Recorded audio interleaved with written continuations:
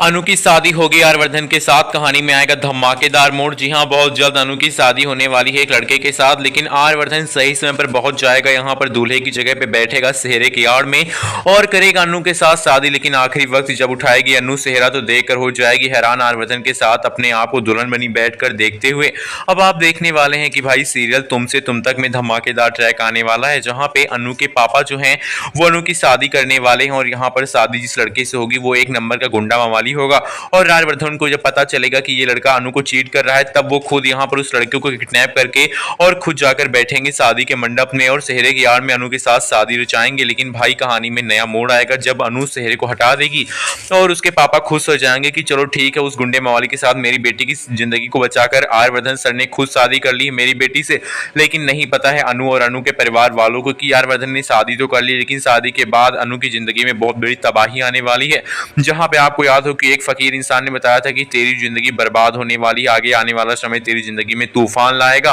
तो भाई वही तूफान आने वाला है जब अनु शादी करके आर्यवर्धन के घर पहुंचेगी तो उसके सामने बहुत बड़े बड़े लोग होंगे। अनु की माँ यहाँ पर आर्यवर्धन की माँ जो कि यहाँ पर अनु की जिंदगी में तबाही लेकर आएगी, क्योंकि उसे नहीं पसंद है कि भाई किसी दो कौड़ी की लड़की के साथ उसके बेटे की शादी हो जाए और उसका बेटा उससे ही दूर हो जाए उस लड़की के लिए। अब यहाँ पर सीरियल में आर्या और अनु की जिंदगी यहाँ पर एक नए मोड़ पे दिखने वाली है। कहीं ना कहीं ये भी दिखाया जाएगा कि आर्यवर्धन की जो माँ है वो यहाँ पर अनु से नफरत इसलिए करेगी क्योंकि वो यहाँ पर छोटी आदमी है, यानी कि गरीब आदमी है और उन्हें गरीब आदमी बिल्कुल भी पसंद नहीं है। इसलिए वो चाहती थी कि मीरा के साथ आर्या की शादी वो कराएंगी, लेकिन भाई ऐसा कुछ हो पाता उससे पहले ही आर्या की दूसरी शादी हो गई अनु के साथ।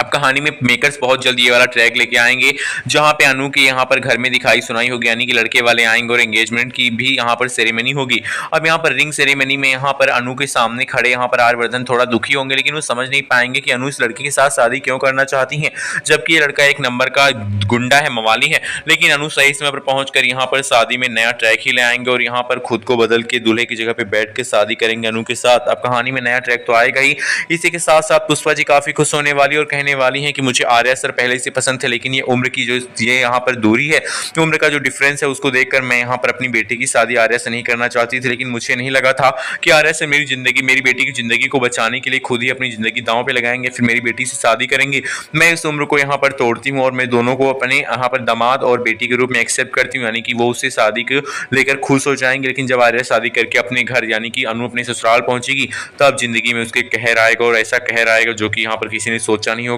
आर्यवर्धन की माँ जो कि एक यहाँ पर बहुत ही रईस खानदान से है और वो यहाँ पर बर्बाद करने में कोई कसर नहीं छोड़ने वाली अनु को, ना तो अनु के पापा को और ना ही उसकी माँ को। अब कहानी में धमाकेदार ट्विस्ट देखने के अगर आप